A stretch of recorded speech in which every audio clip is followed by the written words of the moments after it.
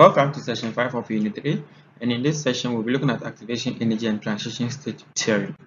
By the end of the session, you should be able to explain the term activation energy, state ideas behind the transition state theory, and use the Arrhenius equation to calculate for the activation energy and rate constant of a chemical reaction. Now, activation energy of a chemical reaction. Only a small fraction of the collisions between reactant molecules convert the reactants into the products of the reaction, which earlier on I said that it's not every collision or every reaction that collision of molecules that leads to the formation of product. If the molecules must collide, they must collide with sufficient energy, and they must do that with the proper orientation. However, it is also important to note that the collision of these molecules, they need to have sufficient energy, or what we call their energy must be equivalent to the activation energy of the reaction before they can be converted into product. So consider the reaction CiNO2 plus NO going to give us NO2 plus CiNO. If in the course of this reaction, a chlorine atom is transferred from one nitrogen atom to another. In order for the reaction to occur, the nitrogen atom in NO must collide with the chlorine atom in CiNO2. So basically we are saying that we realize that the nitrogen must collide with chlorine in this particular molecule, and when that happens, then it reacts with the molecule, the chlorine atom, and then we have this product forming and this product forming. So we talk about the activation energy of a chemical reaction. So in this reaction won't occur if the oxygen end of the NO2 molecule collides with the chlorine atom on CiNO2. So basically that is what we are trying to depict in this particular formula. So over here the NO so we are trying to say that nor will it occur if one of the oxygen atoms on CiNO2 collides with the nitrogen atom on NO. So basically that's what we are trying to explain in this particular experiment too. So at the end of the day, the activation energy is necessary because it is what determines the standard for which the molecules must attain the level of energy that we need to convert them into product. So not all collisions can lead to product formation. Collisions with effective energy or energy equivalent to the activation energy will lead to the formation of product. Now, the activation energy of a chemical reaction. This is a typical representation of the activation energy of a chemical reaction. So collision energy also determine if the reaction will occur or not. Not all molecules have the same kinetic energy, which we earlier on mentioned.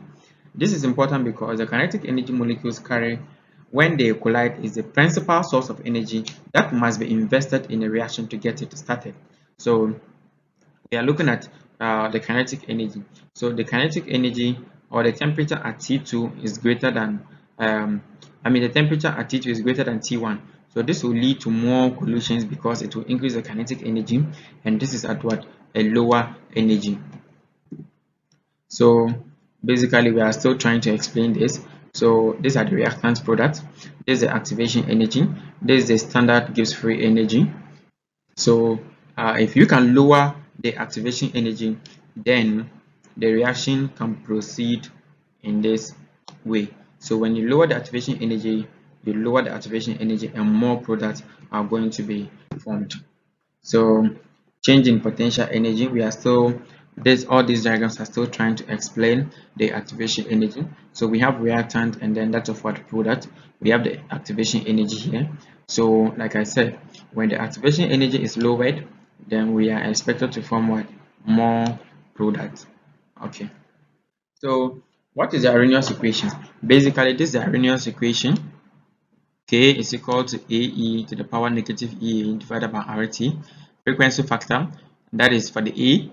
The EA is the activation energy, R is the gas constant, and it is given in kilojoule per mole, and then the temperature in Kelvin. So linear forms of the Arrhenius equation can be represented as this. So the linear forms of the Arrhenius equation, when we are plotting the graph, we plot the natural log of K against 1 over T, or temperature in Kelvin. So when you plot this graph, the slope is equal to natural log of this over 1 over T in Kelvin. So estimating the activation energy at different temperatures, we use the formula or the Arrhenius equation which is expanded in this form. So another form of the equation is this, where we have the um, K2 over K1 equal to the activation energy over R, 1 over T2, 1 over T1. So remember that if we have K2, then K2 will come first as the temperature, then K1 will come last as the temperature. So if I bring K1 to the top and K2 to the down, then the same thing, it will be 1 over T1 minus 1 over T2. So take note when you're dealing with the equation and the position of the variables. Now, for example, chemists commonly use a rule of thumb that an increase in 10K in temperature doubles the rate of a reaction. What must the activation energy be for this statement to be true for a temperature increase from 25 degrees Celsius to 35 degrees Celsius? The activation energy is 53 kilojoule, and I want you to solve this by yourself. Give it a try. So transition state theory. At the moment of collision, molecules with enough energy and the right orientation combine to form the activated complex. Now, the activated complex can either revert back to reactants or decompose to products. So the exact nature of the activated complex is difficult to determine. Less energy is usually required to form an activated complex than to break bonds.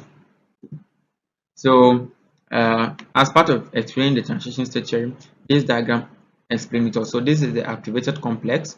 So, we have the activation energy here, the reactants, this is the enthalpy change or the enthalpy energy, the part of reaction, and that of the product. So, this is the enthalpy of the reaction, and these are the reactants.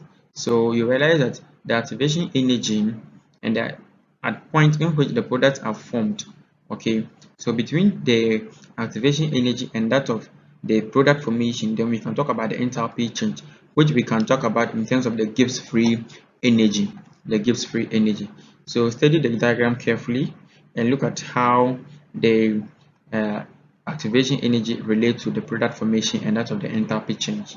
So the transition state theory is also referred to as activated complex theory or the absolute rate theory and theory of absolute reaction rate. So all these are other names that we can use to call the transition state theory. So the basic ideas behind the transition state theory or the transition state theory are as follows. Rates of reaction can be studied by examining activated complexes which lie near the saddle point of a potential surface energy surface. The details of how these complexes are formed are not important. The saddle point itself is called the transition state. The activated complexes are in a special equilibrium, that is a quasi-equilibrium, with the reactant molecules. And then the activated complexes can convert into products, and kinetic theory can be used to calculate the rate of this reversion. So these are the ideas behind the transition state theory, that the rate of reaction can be set by examining activated complexes which lie near the saddle point of a potential energy surface, and also the activated complexes are in a special equilibrium with the reactant molecules, and these activated complexes can convert into product, and kinetic theory can then be used to calculate the rate of this conversion. So basically, we've looked at the transition state theory, and then we've looked at other examples of how we can use activation energy, and then the Arrhenius equation, the expanded form, where we can use it to calculate the activation energy, or we can use it to determine the temperature for which the change was made.